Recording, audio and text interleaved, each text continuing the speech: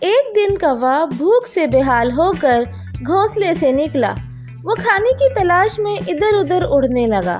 کہیں سے کوے کو کھانے کی بہت مزے کی خوشبو آ رہی تھی، جس سے اس کی بھوک اور بھی زیادہ بڑھ گئی، مگر کوے کو یہ سمجھ نہیں آ رہا تھا کہ وہ مزیدار خوشبو کہاں سے آ رہی ہے۔ پھر اس نے محسوس کیا کہ وہ خوشبو پاس ہی ایک گھر سے آ رہی ہے۔ جب وہ اس گھر کے پاس پہنچا تو اس نے دیکھا کہ اس گھر میں ایک کمرے کی کھڑکی کھلی ہے اور سامنے میز پر مزیدار پیزا رکھا ہے۔ کوا چھپکے کھڑکی کے قریب پہنچا۔ اس نے ادھر ادھر دیکھا کہ کوئی اسے دیکھ تو نہیں رہا۔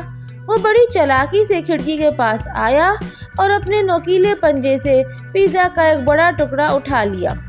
کوا تیزی سے اڑا اور اپنے واپس گھونسلے میں چلا گیا۔ کوے کو پیزا بہت پسند آیا۔ کوا جب پیزا کھا رہا تھا تو اسے خیال آیا کہ اگر روز ہی اسے ایسے کھانا مل جائے تو بہت اچھا ہو۔ اگلے دن کوا دوبارہ اس گھر کے باہر پہنچا۔ اس نے دیکھا کہ گھر کا مالک باہر کھڑا ہے۔ اس نے سوچا کہ اسے کیا کرنا چاہیے۔ آخر کار کوے نے فیصلہ کیا کہ وہ سچ بولے گا۔ اس نے گھر کے مالک سے معافی مانگی اور سارا واقعہ بیان کیا۔ گھر کے مالک نے کہا، چوری کرنا غلط بات ہے، لیکن تم نے سچ بول کر بہت اچھا کیا۔ آج سے تم یہاں ہر روز آ سکتے ہو۔ میں تمہیں کچھ نہ کچھ کھانے کے لیے دے دوں گا۔